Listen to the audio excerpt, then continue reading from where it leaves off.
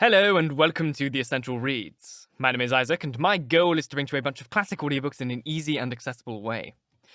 We are continuing with The Picture of Dorian Gray by Oscar Wilde, and this is Chapter 2. Teach Netflix how to do their job properly. I'm very salty that they're going to do a bloody adaptation of this incorrectly. In every way it's incorrect, my god. Netflix, pull yourself together. Also, someone start a campaign for me to play Basil. I can sort them out on set properly. I don't know. Chapter 2. As they entered, they saw Dorian Gray.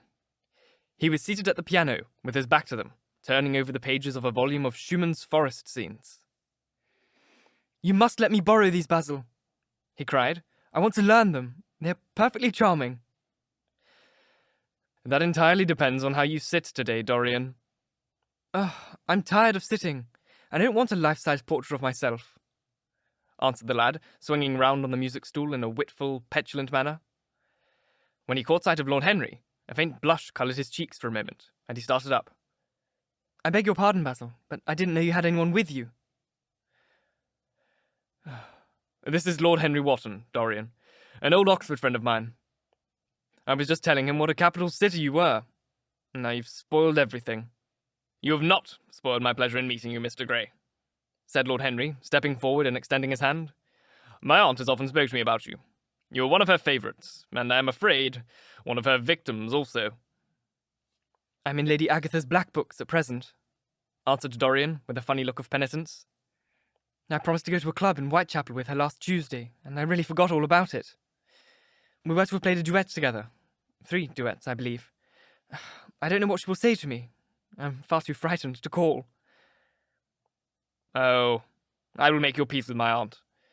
She's quite devoted to you, and I don't think it really matters about your not being there. The audience probably thought it was a duet. When Aunt Agatha sits down at the piano, she makes quite enough noise for 2 people. "That's very horrid to her, and not very nice to me," answered Dorian, laughing. Lord Henry looked at him. Yes, he was certainly wonderfully handsome, with his fine curved scarlet lips, his frank blue eyes, his crisp gold hair. There was something in his face that made one trust him at once. All the candour of youth was there, as well as all of youth's passionate purity. One felt that he had kept himself unspotted from the world.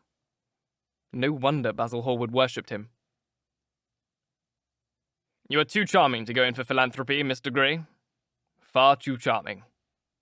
And Lord Henry flung himself down on the divan and opened his cigarette case. The painter had been busy mixing colours and getting his brushes ready. He was looking worried, and when he heard Lord Henry's last remark, he glanced at him, hesitated for a moment, and then said, "Harry, I want to finish this picture today. Would you think it awfully rude of me if I asked you to go away?" Lord Henry smiled and looked at Dorian Gray. "Am I to go, Mr. Gray?" he asked. "Oh, please don't, Lord Henry. I see that Basil is in one of his sulky moods. I can't bear him when he sulks. Besides, I want you to tell me why I should not go in for philanthropy." "I don't know that I shall tell you that, Mr. Gray. It is so tedious a subject that one would have to talk seriously about it. But I certainly shall not run away, now that you've asked me to stop. You don't really mind, Basil, do you?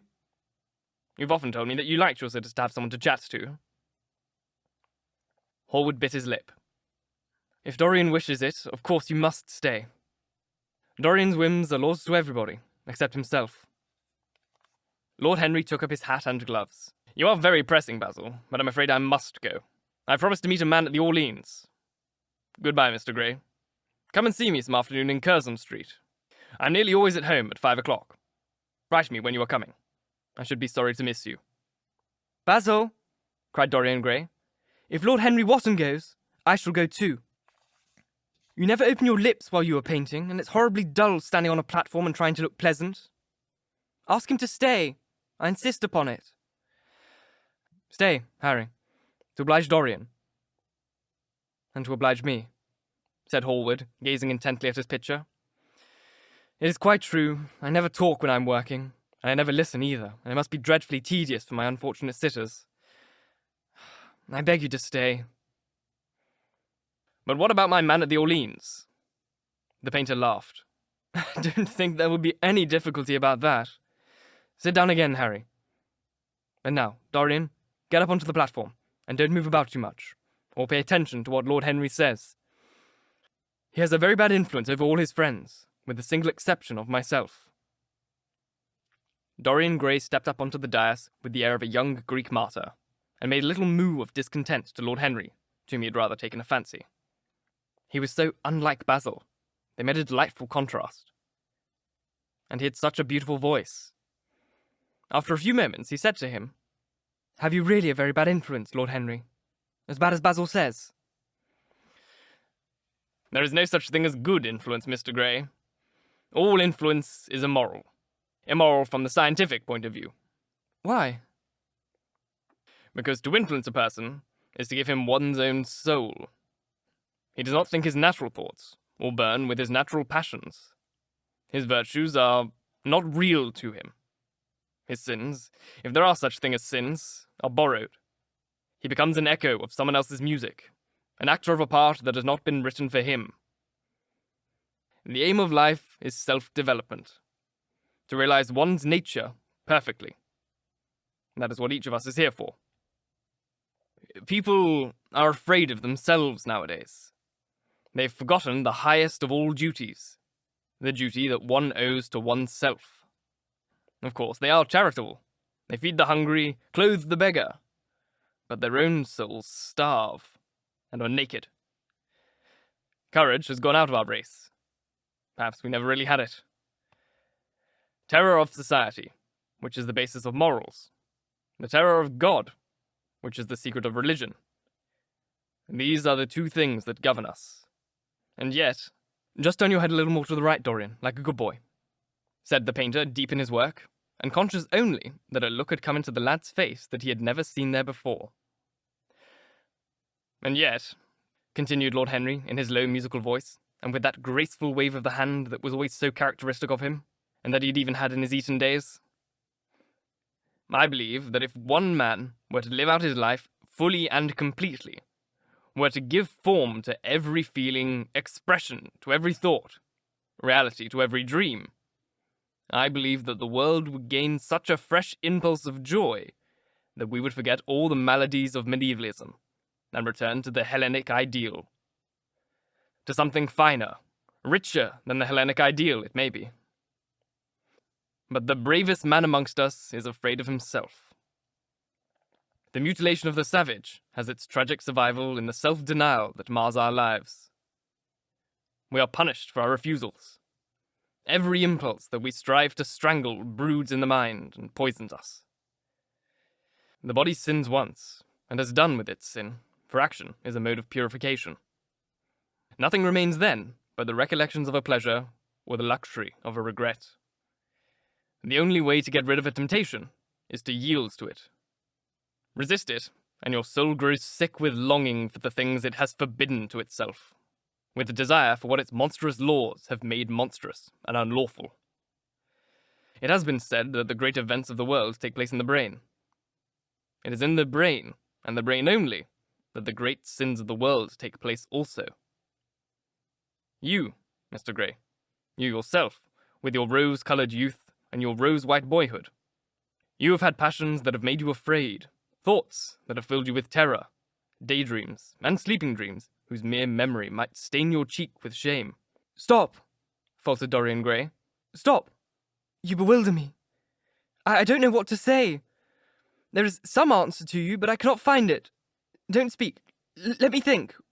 Or rather, let me try not to think." For nearly 10 minutes he stood there, motionless, with parted lips and eyes strangely bright. He was dimly conscious that entirely fresh influences were at work within him.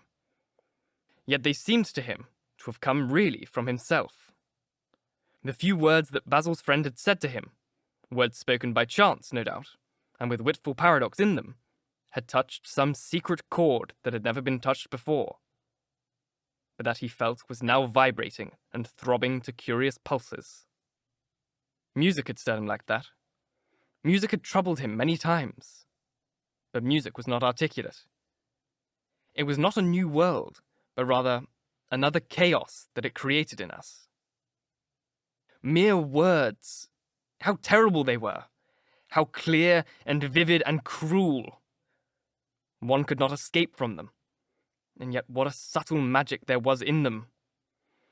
They seemed to be able to give a plastic form to formless things, and have a music of their own as sweet as that of viol or of lute.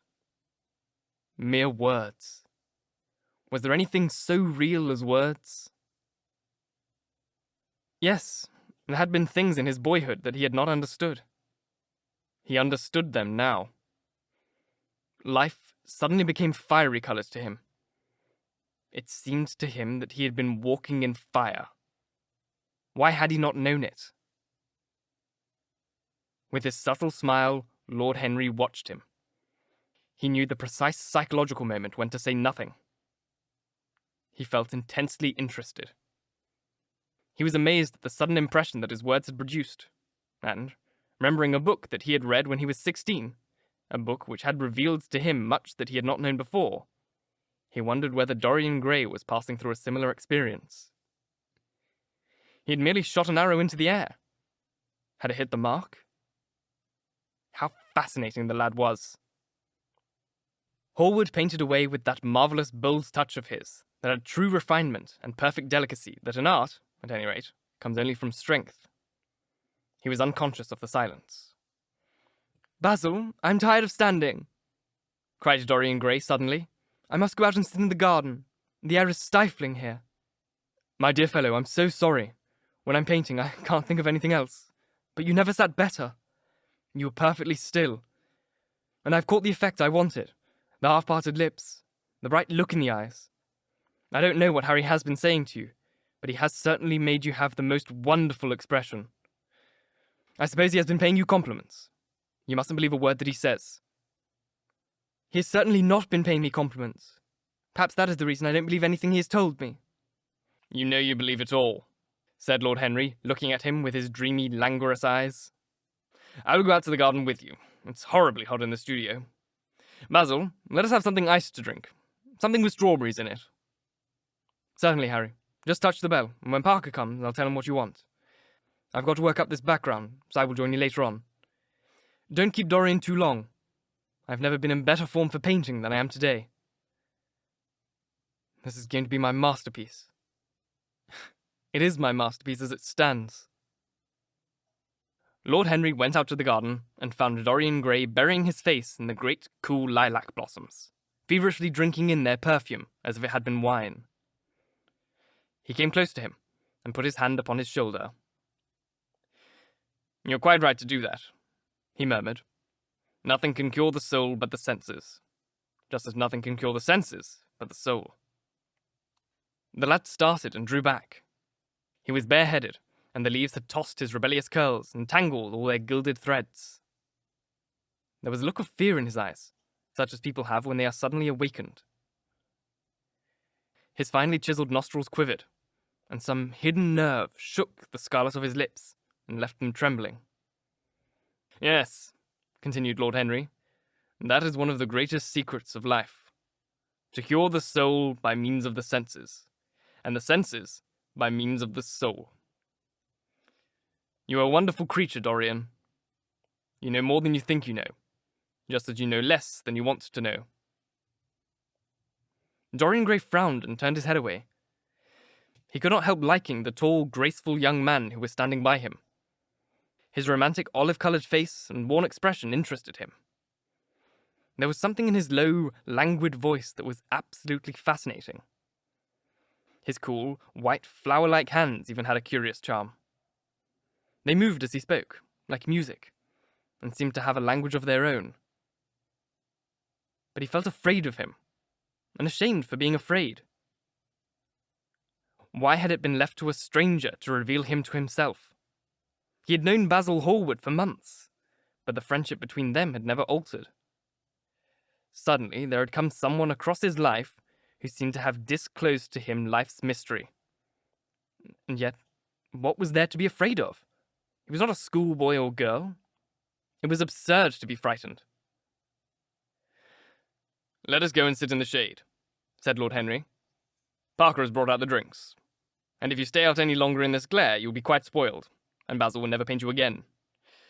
You really must not allow yourself to become sunburnt. It would be unbecoming." "What can it matter?" cried Dorian Gray, laughing as he sat down on the seat at the end of the garden. "It should matter everything to you, Mr. Gray." "Why?" "Because you have the most marvelous youth. And youth is the one thing worth having." "I don't feel that, Lord Henry."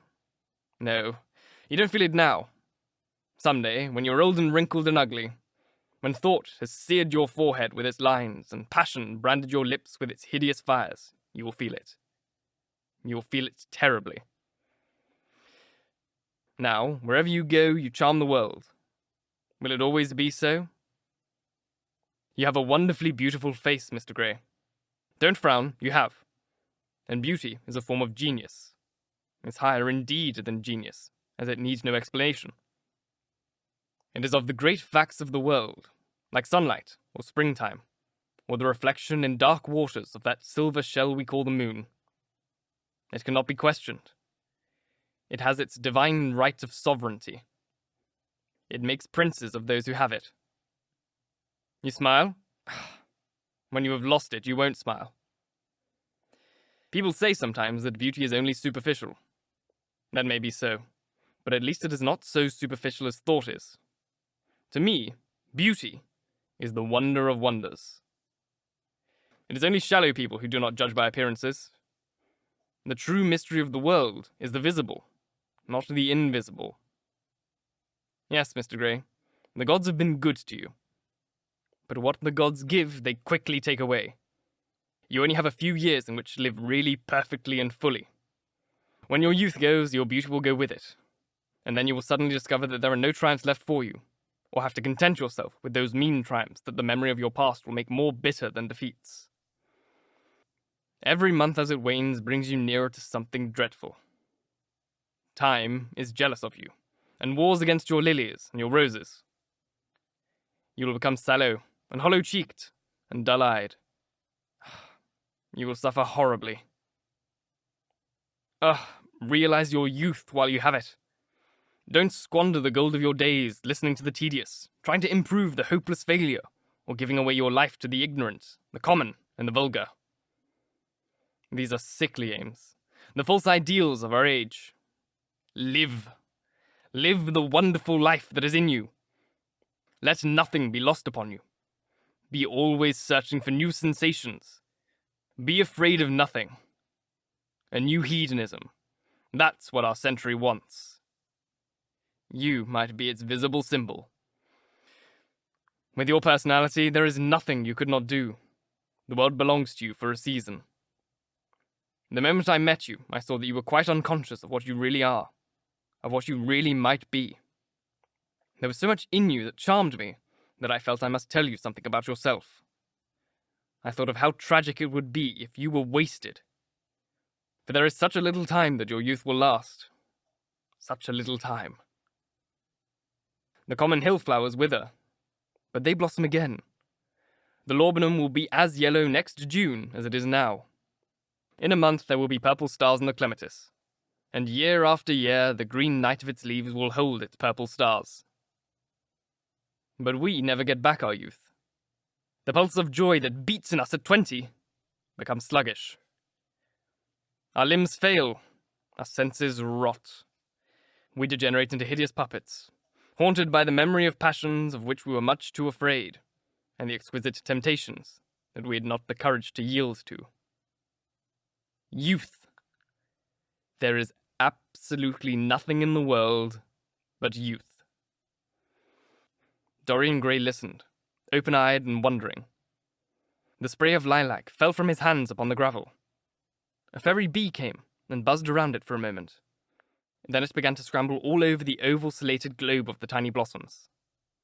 He watched it with that strange interest of trivial things that we try to develop when things of high importance make us afraid, or when we are stirred by some new emotion of which we cannot find expression, or when some thought that terrifies us lays sudden siege to the brain and calls on us to yield. After a time, the bee flew away. He saw it creeping into the stained trumpet of a Tyrian convolvulus. The flower seemed to quiver, and then swayed gently to and fro. Suddenly the painter appeared at the door of the studio and made staccato signs for them to come in. They turned to each other and smiled. "I'm waiting," he cried. "Do come in. The light is quite perfect. You can bring your drinks." They rose up and sauntered down the walk together. 2 green and white butterflies fluttered past them, and in the pear tree at the corner of the garden, a thrush began to sing. "You are glad to have met me, Mr. Gray," said Lord Henry, looking at him. "Yes, I am now. I wonder shall I always be glad?" "Always? That is a dreadful word. It makes me shudder when I hear it. Women are so fond of using it. They spoil every romance by trying to make it last forever. It is a meaningless word, too. And the only difference between a caprice and a lifelong passion is that the caprice lasts a little longer." As they entered the studio, Dorian Gray put his hand upon Lord Henry's arm. "In that case, let our friendship be a caprice," he murmured, flushing at his own boldness, and then stepped up on the platform and resumed his pose. Lord Henry flung himself into a large wicker armchair and watched him. The sweep and dash of the brush on the canvas made the only sound that broke the stillness, except when, now and then, Hallward stepped back to look at his work from a distance. In the slanting beams that streamed through the open doorway, the dust danced and was golden. The heavy scent of the roses seemed to brood over everything. After about a quarter of an hour, Hallward stopped painting, looked for a long time at Dorian Gray, and then, for a long time, at the picture, biting the end of one of its huge brushes and frowning. "It is quite finished," he cried at last, and stooping down, he wrote his name in long vermilion letters on the left-hand corner of the canvas. Lord Henry came over and examined the picture. It was certainly a wonderful work of art. A wonderful likeness as well. "My dear fellow, I congratulate you most warmly," he said. "It is the finest portrait of modern times. Mr. Gray, come over and look at yourself." The lad started, as if awakened from some dream. "Is it really finished?" he murmured, stepping down from the platform. "Quite finished," said the painter. "And you've sat splendidly today. I'm awfully obliged to you." "That is entirely due to me," broke in Lord Henry. "Isn't it, Mr. Gray?" Dorian made no answer, but passed listlessly in front of his picture and turned towards it. When he saw it, he drew back, and his cheeks flushed for a moment with pleasure. A look of joy came into his eyes, as if he had recognized himself for the first time. He stood there motionless and in wonder, dimly conscious that Hallward was speaking to him, but not catching the meaning of his words. The sense of his own beauty came on him like a revelation. He had never felt it before. Basil Hallward's compliments had seemed to him to be merely the charming exaggerations of friendship. He had listened to them, laughed at them, forgotten them. They had not influenced his nature.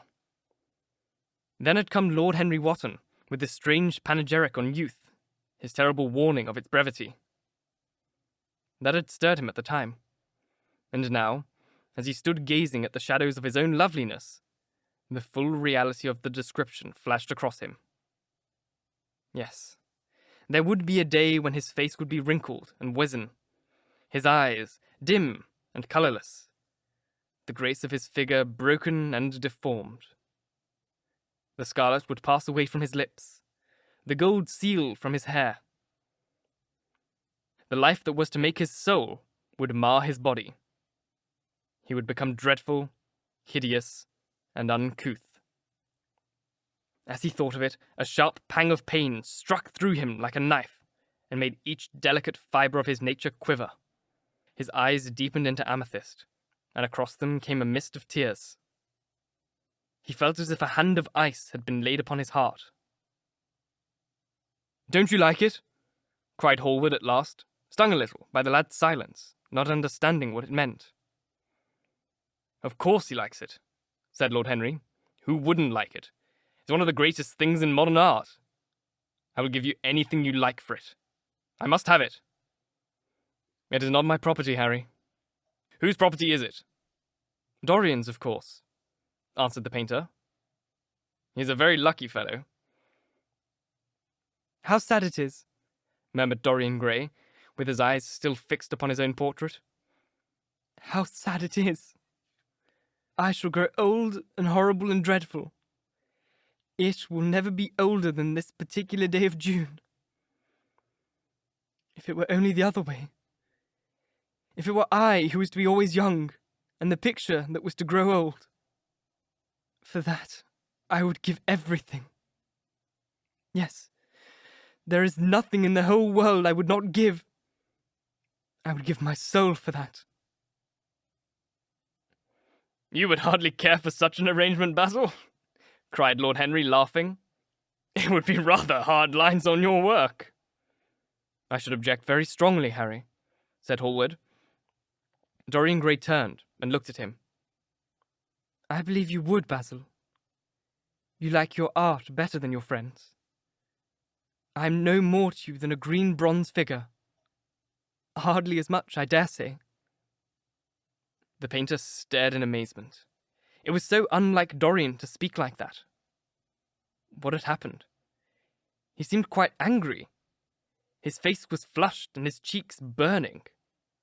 Yes, he continued, I am less to you than your ivory Hermes or your silver fawn. You will like them always.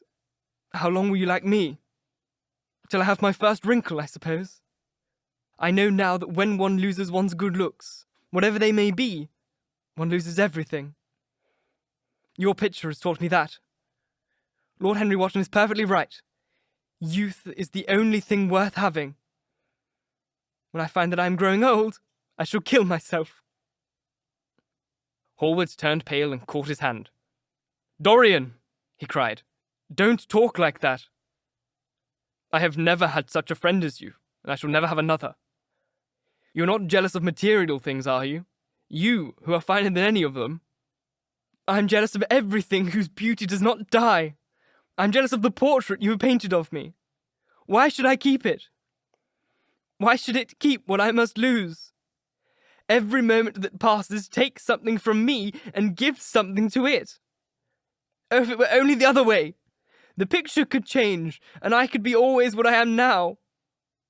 Why did you paint it? It will mock me some day. Mock me horribly. The hot tears welled in his eyes. He tore his hand away, and, flinging himself on the divan, buried his face in the cushions, as though he was praying. This is your doing, Harry, said the painter, bitterly. Lord Henry shrugged his shoulders. This is the real Dorian Gray, that is all. It is not. If it is not, what have I to do with it? You should have gone away when I asked you, he murmured. I stayed when you asked me, was Lord Henry's answer. Harry, I can't quarrel with my two best friends at once, but between you both, you have made me hate the finest piece of work I have ever done, and I will destroy it. What is it but canvas and colour? I will not let it come across our 3 lives and mar them. Dorian Gray lifted his golden head from the pillow, and with pallid face and tear-stained eyes looked at him as he walked over to the deal painting table that was set beneath the high-curtained window. What was he doing there? His fingers were straying about among the litter of tin tubes and dry brushes, seeking for something. Yes, it was for the long palette knife with its thin black blade of lithe steel. He had found it at last. He was going to rip up the canvas. With a stifled sob, the lad leapt from the couch, and, rushing over to Hallward, tore the knife out of his hands and flung it to the other end of the studio.